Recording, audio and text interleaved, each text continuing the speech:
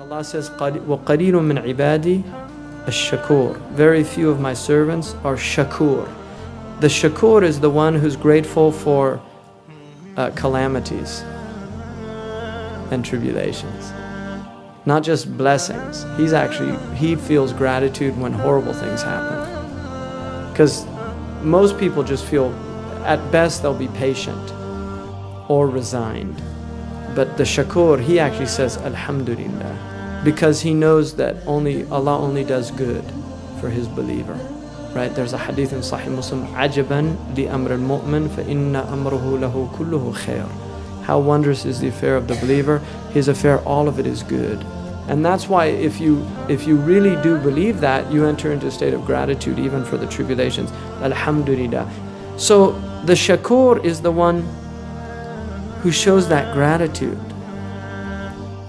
But this comes from absolute certainty. And this is a maqam related to rida, which is contentment with Allah.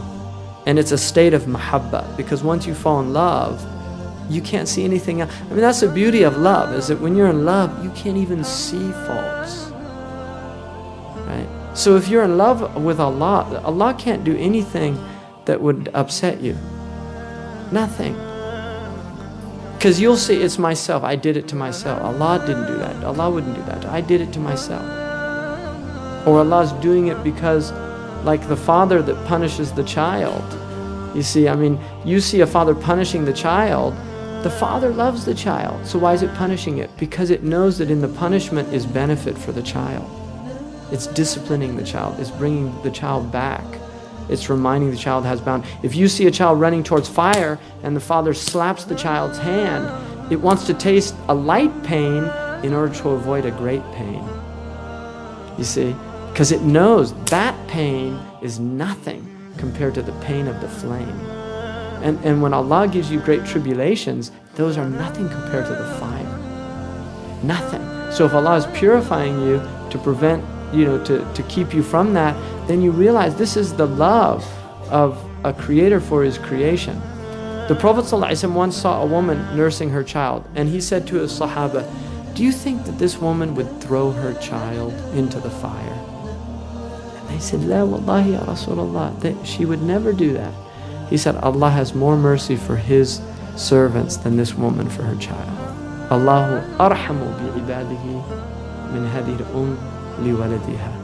Allah has more mercy for his servants than this woman does for her child. God is so great that God will even allow somebody that denies him to exist.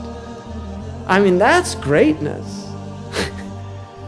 He'll feed him, nurture him, give him rain, keep his body healthy, give him a wife, children that love him. Allah will do all of that, and that person denies God's existence. All that does is it shows the greatness of God. Now, if you can't let that person survive, it's like there's a story, it's an apocryphal story, I don't know how accurate, but there's a wisdom, Imam al-Ghazali mentions it, about Ibrahim alayhi salam. One night, he never ate alone, Sayyidina Ibrahim, ever. He always found somebody to eat with. But one night he couldn't find anybody, he went out, found a man, and he brought him. He was a mushrik. And before the man ate, he blessed his food in the names of his idols. And when Ibrahim heard that, he said, "You can't eat any of my food, you're an idol worshiper, get out of here." The man left. And then Allah revealed to Ibrahim that man, I have been feeding him for 40 years and patient with his idolatry. You couldn't be patient with him for one meal? And so Ibrahim ﷺ went and found that man and apologized to him and invited him back to his table. And the man asked him why, and he told him, and the man became Muslim. That's Islam. We can embrace them. You see, da'wah, what is da'wah in Arabic? What does that word mean, da'wah? It's an invitation.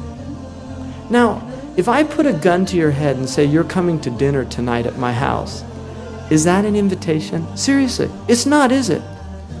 That you're not inviting somebody, you're forcing them to come. La ikraha fid din.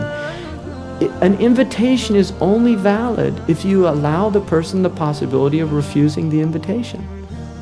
Now, who would allow the person that possibility? A generous host. Allah has made a house, He called it Darul Islam, and He invited His creation to it, and He gave them the option to refuse to come to the house. So if people refuse it, why are you so fearful of them? Why are we so afraid of those people? You should have no fear.